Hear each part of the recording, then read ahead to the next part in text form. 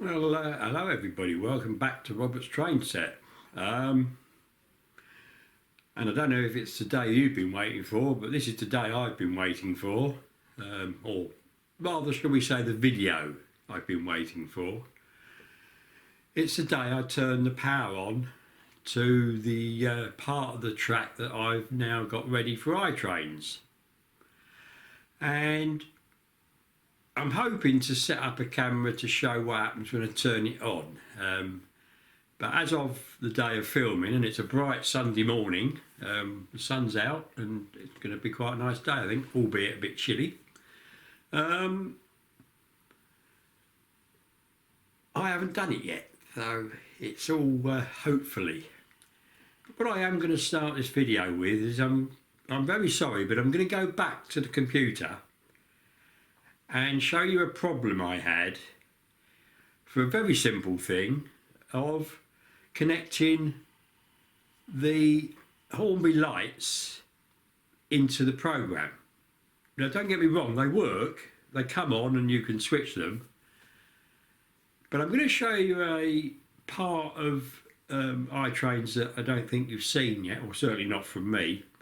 And it's basically diagnostics. Oh, that's difficult to say on a Sunday morning. And it basically tells you all the things that aren't right. Now, I will show you it, and don't be worried, you know, I think there's over 70 bits that aren't right yet. But remember, this is for the whole layout, and obviously I've not done the whole layout. So, but I will show you the bit on the lights and what it tells me is wrong with them. And then a very short bit, hopefully, if I can film it nicely, on what you need to do to sort it out. And if I tell you that I did actually have to phone Alan up, not Dragon Junction, I'm my man with iTrains in his head, to ask him, it shows you how, you know, I usually try and work out what I need to do myself, which in the end I did, but, you know, it's always nice to have somebody at the end of the phone, so that's great. So, this is it. We'll go and have a look at the computer. I'll show you what I needed to do, and then hopefully we can go up in the loft and get on with this running. Now, the only thing I've got to do up there at the moment is to put in the stop positions, and it's easier to do it up there because you can measure around and see where you want the trains to stop, roughly. We'll see. But of course, the minute I do that, I can't actually do any trains on the table because I need the components from the table to run that up there. But it'll be a case of a little bit of running, probably put the Ginty on and run it round, see where it goes, with the DR5000. And I'll be interested to see how much of the rest of the layout is energised. In my head, I think it will be energised because some of the power will sleep out where I haven't got isolation fish plates, but we'll have to see, won't we? And it'll probably be from a point, I would think, rather than some track, so we'll see. So go to the table, have a look at the computer, and yeah, I think it stretched me for about 3/4 of a day before I sorted it. Absolutely. Time disappears. We'll go there now. Bye. So everyone, I'm just finishing off my 10 o'clock tea. Oh, lovely. And what you can see is I've gone to the view menu and gone to diagnosis. And if I click on that, so this is what comes up. And as you can see, there's quite a big list of stuff that is not right. And if I say click on this block or just hold this over on the block, it's got no length, that block, and the feedbacks, it's got no address. So basically I haven't put a length in that block, which isn't surprising because it's somewhere outside what I've done. And as you can see, the feedback has got no address, which means I haven't put a number into the feedback unit under the layout, you know. Because these are all still to be done. So if I now go down towards the bottom And if around here we've got signals, so I'll pan into that a bit more for you, and we'll see how that goes. And if I just hold it over and hover it, it does not belong to anything, which is what I was getting with all of them. So I'll explain that a bit later. So here we've got the 5 signals, you can see, signal usage.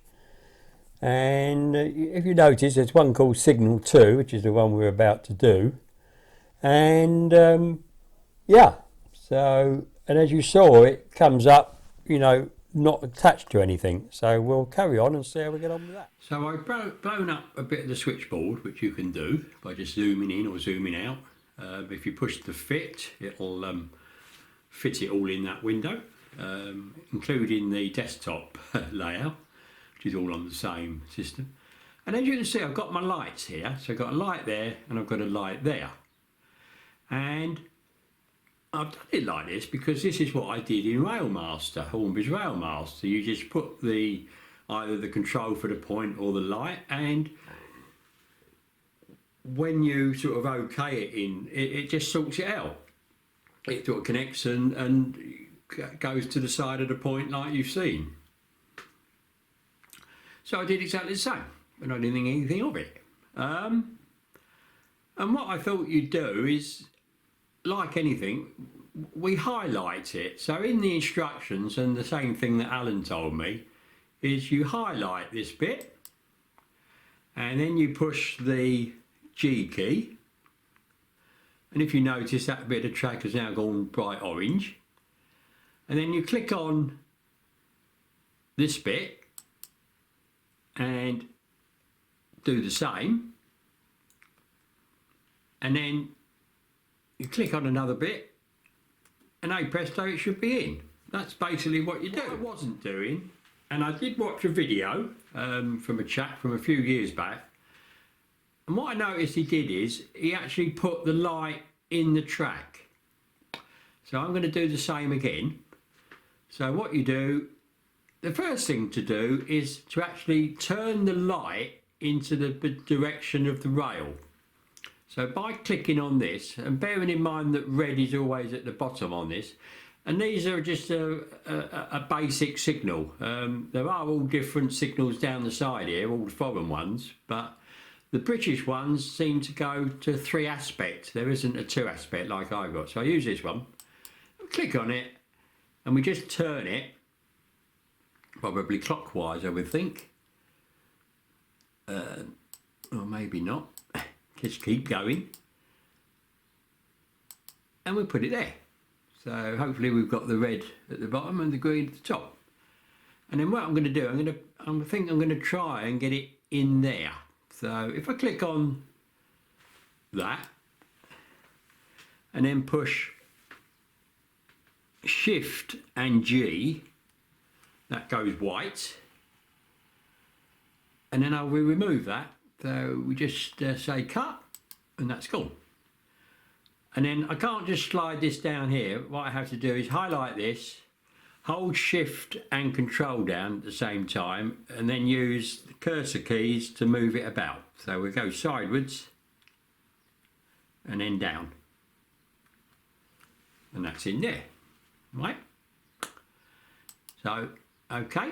So now we click on that again. Push G. And click on that one. Push G. Go to a blank square and push G again.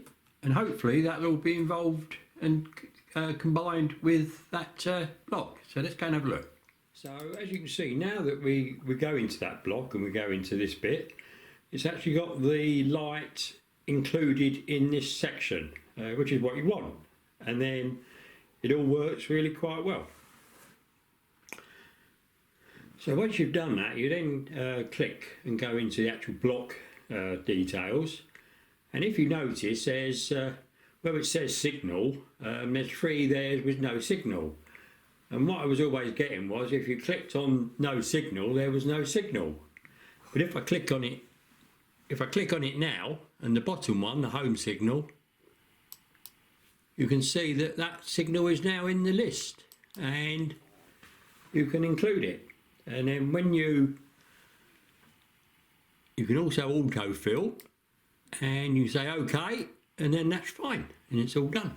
But as you can imagine, it took me quite a while to work out what I was doing wrong. Now, I've looked through the manual a bit, and there's no mention of how you put them in or anything. You have to sort of work it out for yourself. Now, you might notice this one here. I've got a problem here because I've got no block close to do it where it is, so I'm going to scratch my head on that. I might even move it, I don't know yet, we'll see. But that one I think will be alright for the time being.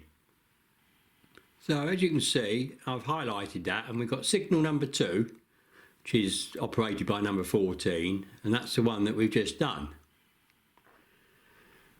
So as you can see, in the signal usage that we've got, and we've only got, 4 signals left to be sorted. Now, 2 of those aren't even on the layout yet. I've not fitted them. But you can see signal number 2 isn't there, is it? S2 is missing, which means it's fine, and it's not in this section to be sorted. It's done. So, great fun. So I was pleased to get that sorted out. It's all these little bits that, you know, need sorting, and you're not quite sure how to do them, and you think so. Again, you know, help is required, and that video I saw that sort of showed it actually in the track sort of got the brain working, and yeah, got it sorted. Now whether they'll actually work as the trains come up, I'm not so sure. It looks like they might. I think because I've got the Hornby signals, you know, they're not as advanced, so I don't know. We'll have to see when I put it on the layout. And I've also done the one by the station on the inner track, which obviously is all going to be turned on. So, what have we got here? Well, these are all the locos that I've put through the system to get the speed graph and try and get them to stop where they're meant to. Now, I will say that some are very good and some are absolutely awful, and I can't, you adjust things and it seems to make absolutely no difference whatsoever. So a lot of these I've actually raised the CVs in the decoders to sort of make them work a bit better. We'll have to see. Now, I've done all the information I think I need to put into the computer and into iTrains, and I have run some simulations. I've also set up some more train routes like we had for the testing the speed, and I've also identified some track upstairs that I can use to carry on doing the graph work, you know, the speed fixing.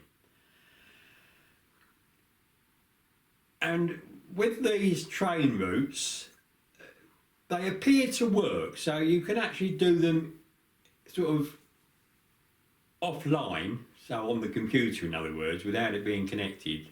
And you can put all the stuff in, you put the loco in, and the way you do it, and I think I've said this before, you start them off. Once they start moving, you click the feedback sensor twice, and this moves the train round the layout. And now that it's got lengths in it, you can actually see it taking the time to get into that block. Because, you know, there are some quite slow speeds on this. And, you know, the computer knows how long it should take and actually does it. You can see it coming round and going into where it needs to go. So I'm hoping that these will run as well as they did on the computer upstairs. But I have my doubts. Everybody I've spoken to says you do need more than one sensor in each track, section of track, each block. And as you know, I've only put one in each. So we'll see how it all goes up there. So I think we've had enough waffling from me on it. I hope it's helped you get a rough idea of what it's like. And, you know, I've had a long, drawn out getting used to it. And I know a lot more now than I did at the beginning. I used to watch Charlie Bishop's, what's the name, and you know, it's almost double Dutch, isn't it? Gobbledygook.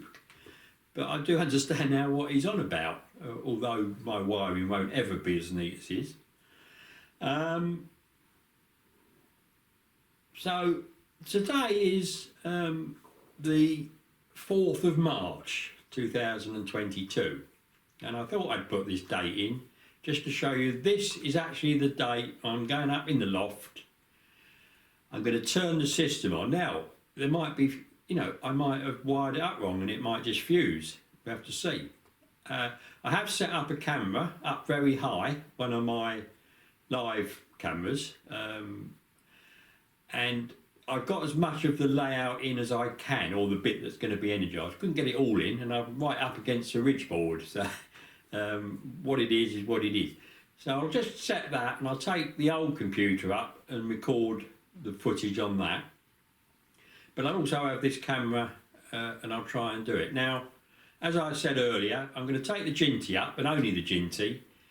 I'm going to turn the system on. If that all fires up and works in DR5000, I'm going to run the Ginty using that, like you've seen. I also want to see if it's picking up the sensors, because if you remember, there's a little table you can bring up, you can see them all dotting. So I'm going to try that. I will then try and run the train outside what I've done, and having looked at it again, I'm pretty sure that the minute it goes over a point with the isolation, it'll stop. So I don't think the rest of the layout is actually going to be energised. Now, interestingly, when I was doing the simulations on the computer, they were going up there. They were going around the bit that's not even done yet. So it could be fun. And I think just for this video, I'm just going to then try and do the Ginty as a solo train on an instant route, and we'll see if that works. So I hope you like that. So now we are going up into the loft. Hooray! So here we are, everybody, in the loft. And as you can see, it's a balmy 55 degrees, which isn't bad. If I pan down to the workbench, past all my stuff, I've got some bits of paper here that will come in handy. I will need the numbers of the locos for the DR5000, because you have to feed them in. And I'll also need the point numbers if I want to change the points. So it's nice to have an old friend up here, in other words my original computer that has still got Hornby Railmaster on, but at the moment it's the view from above, as you can see. So I shall be recording from that camera onto this computer on the things that happen, I hope. And here we are. I am not pulling a fast one here. I have not turn the system on at all, and I'm hoping that maybe in my voice I'm quite nervous about doing this. Have I done a silly mistake? Have I crossed wires somewhere? Am I going to get the red button down there flashing off at me because I've got a short in it? I don't know. So I won't show you this bit. What I will do, I'll put the camera on the tripod and I'll aim it at the buffer stop at the end of the terminal station, and if everything works well, that light should come on, he says, and we'll see where we go from there.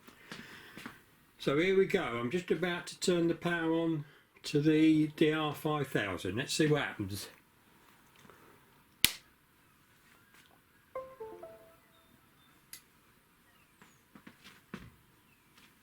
Yippee! That light's come on,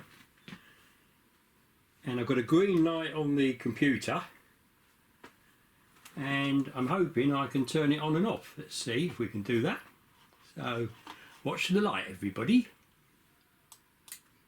and there we are. Great. So the first hurdle, everybody, I've just turned on the overhead camera, and I'm going to now try and put the Ginty on the track, and I'll do it on the inside track first, and we'll see how we go. See if we get any sound out of it, shall we? Well, that sounds good.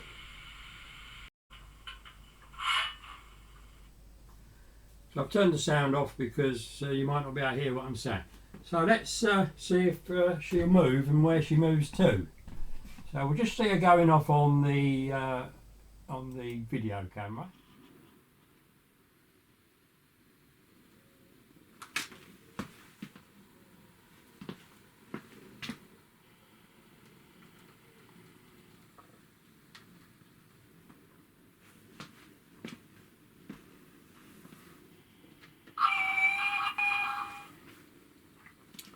So we obviously do have a few issues here. And yes, I did clean the track.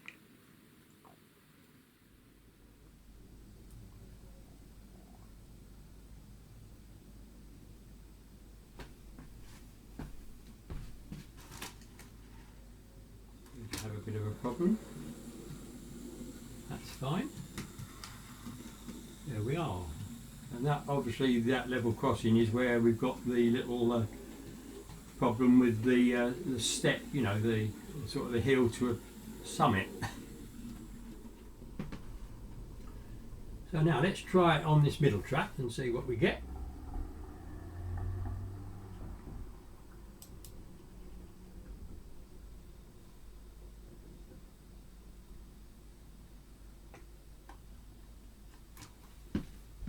Well, that looks all right, doesn't it? Go a bit faster.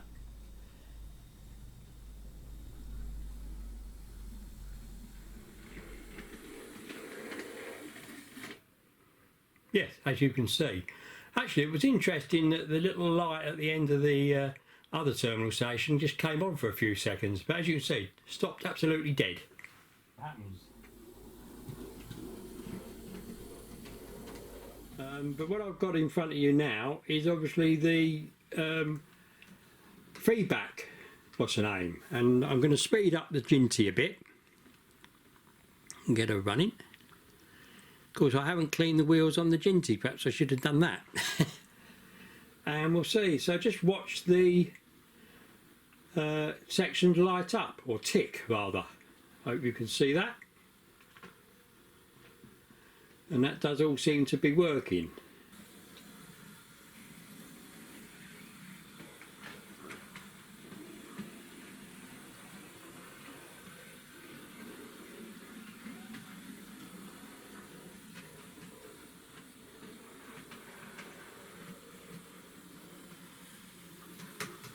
So there we are, they, or at least on that inner track, they do seem to be working.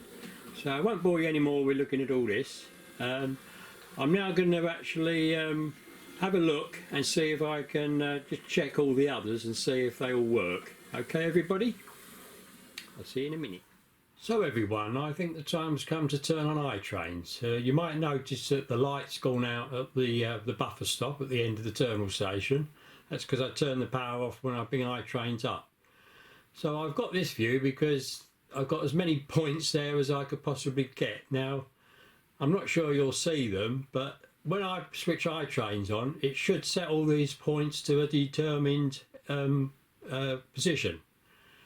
And I don't know how far out these are, but we'll see. But they usually click, so, and it's quite quick.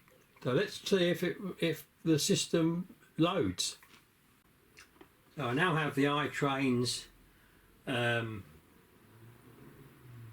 screen up, and I need to connect. So let's see what happens, shall we? And hey ho, it has. Can you hear them?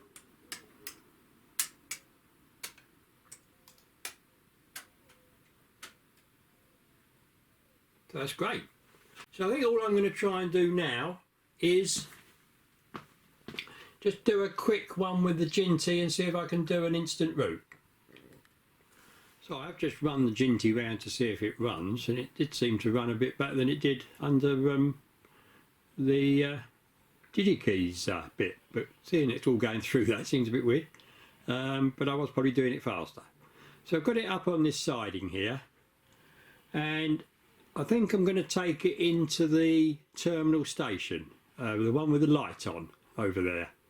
So let's see how we get on, and I'll do it handheld, I think, just to follow it along and see whether it I mean, it might just stop on all the points, we'll have to see. That's a good start, isn't it? We'll give it a little push. So the speed on this will be being limited by iTrains to what I've set it at. It doesn't seem to like these points. So I'll have to look into this a bit more. But it's not every point. I'm wondering whether I'm having trouble with pickups again. So let's follow it along.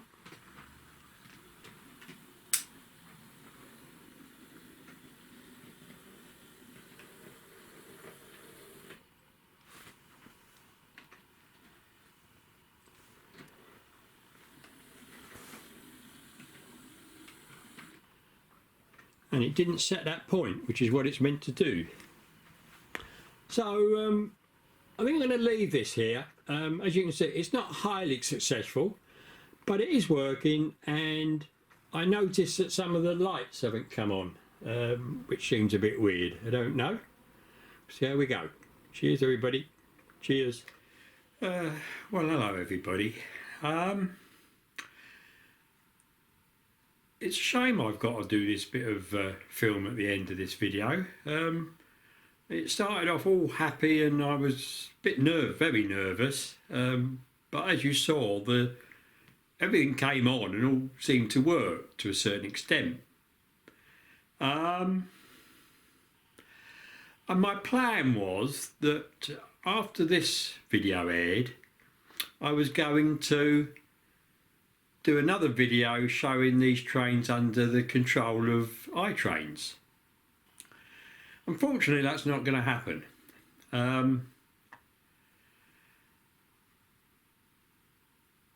Because I can't make that video. And if I bring a couple of these in, it's concerning my points decoders. So I'm not going to go long-winded into this because this is getting a bit long anyway. I'll do a bit on it in the next video, but needless to say, I did repair a problem that you actually saw in this video, although you may not have realised it, and by doing that I think I caused myself a big problem with these points decoders. So I've got a lot of rewiring to do, I think. It's the only way I can see to be sure that it's going to work every time. So watch out for the next video, really. But I'm really sad. I mean, I'm doing this video at quarter to 9 at night. I've just been watching some other YouTubers' videos. Andy at Moreland Road, John at Piccadilly, his 00 layout, and who was the other one? Oh yes, Hugh at Perth South. I have trouble saying that, even with my teeth in. All superb videos, really enjoyed them, and I've done a comment on them. So I just finished doing that, and I just thought I'd finish this off, but I'm not very happy, I must admit. I thought I was well on the way to getting things sorted, and it's a bit like the other video. I'm sort of 2 forward and 18 back by the look of it, but we'll see how we go. So watch out for the next video and I'll explain a bit more. Cheers, everybody. Keep safe, keep well, and keep watching the videos. Bye, everybody. Bye.